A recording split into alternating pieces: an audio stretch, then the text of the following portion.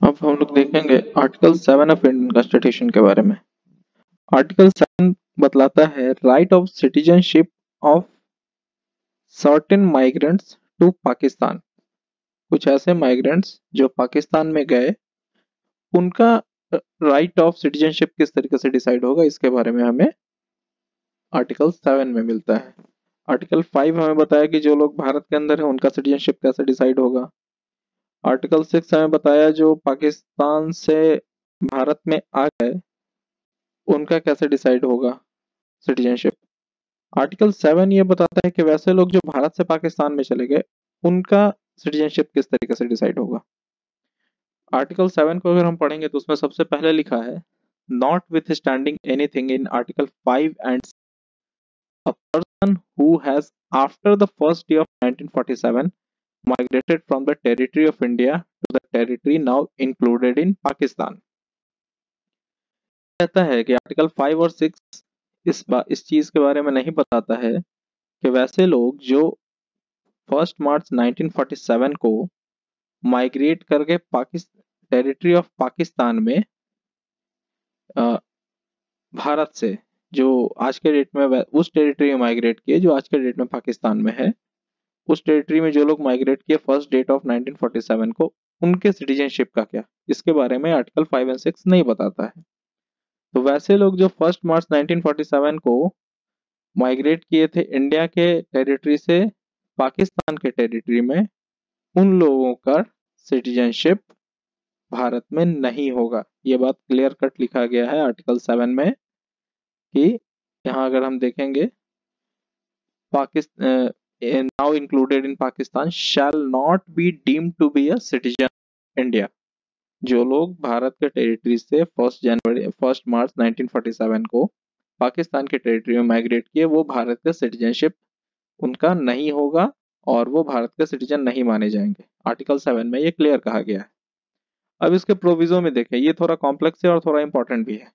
इसमें कहता है provided that nothing in this article shall apply to a person who after having so migrated to the territory now included in Pakistan has returned to the territory of India under a permit of resettlement or permanent return issued by or under the authority of any law, and every such person shall for the purpose of clause B of article 6 be deemed to have migrated to the territory of India after the 19th day of July 1948।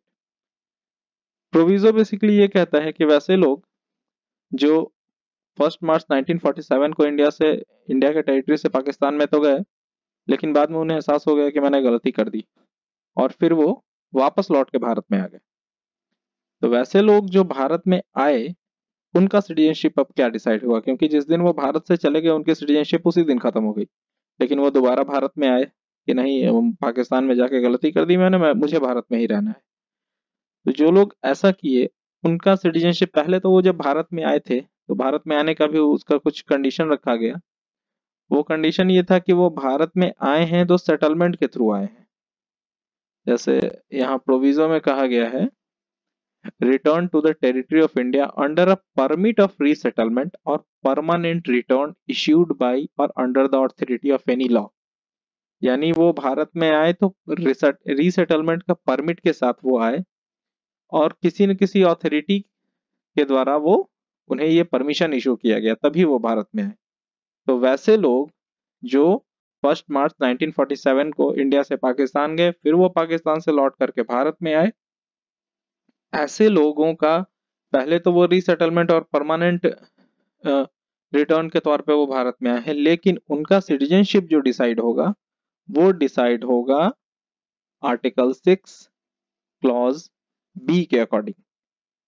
Clause B में सब clause 2 के according decide होगा। सब clause 2 ये कहता है कि 19 जुलाई 1948 के बाद जो लोग आए हैं, यानी अगर वो 1 मार्च 1947 को गए और फिर मान के चले अगर तुरंत भी वो आ गए 19 जुलाई 1948 को वो के बाद वो नहीं भी आए हैं, तो भी उन्हें ये माना जाएगा कि आप 19 जुलाई 1948 के बाद आए हैं और आपको इंडिया का सिटीजनशिप पाने के लिए वही प्रोसीजर फॉलो करना पड़ेगा जो प्रोसीजर उन सारे सिटीजन्स को फॉलो करना है जो 19 जुलाई 1948 के बाद इंडिया में आए थे, और उसका प्रोसीजर हमें मिलता है article 6 clause B sub clause 2 में। Article 6 clause B sub clause 2 ये कहता है कि वैसे लोग जो 19 जुलाई 1948 के बाद इंडिया में आए हैं, वो डोमिनियन ऑफ इंडिया के अथॉरिटी के पास अपना एप्लीकेशन देंगे सिटीजनशिप पाने के लिए, और वो एप्लीकेशन में ये साफ होना चाहिए कि वो भारत के टेरिटरी में एप्लीकेशन देने वाले डेट से 6 महीना पहले भारत में आए हैं और वो भारत के टेरिटरी में रह रहे हैं, तभी उन्हें भारत का सिटीजनशिप मिलेगा। ये एलिजिबिलिटी क्राइटेरिया रखा गया है article 6 clause B sub clause 2 में। ये उन लोगों के लिए है जो 19 जुलाई 1948 के बाद इंडिया में आए थे।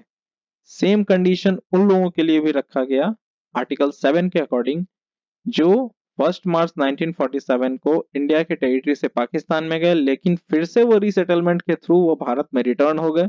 तो भारत में तो रिटर्न हो गए, लेकिन रिटर्न होने के बाद ऐसा नहीं है कि उन्हें सिटीजनशिप मिला। सिटीजनशिप पाने के लिए उन्हें article 6 clause B sub clause 2 के टर्म्स एंड कंडीशन को फॉलो करना पड़ेगा, और अगर वो उन कंडीशंस को फुलफिल करते हैं तभी उन्हें सिटीजन ऑफ इंडिया माना जाएगा। ये एक कंडीशन रखा गया था। आर्टिकल 7 सिर्फ इतना ही बतलाता है, इससे ज्यादा और कुछ नहीं है इसमें। Thank you.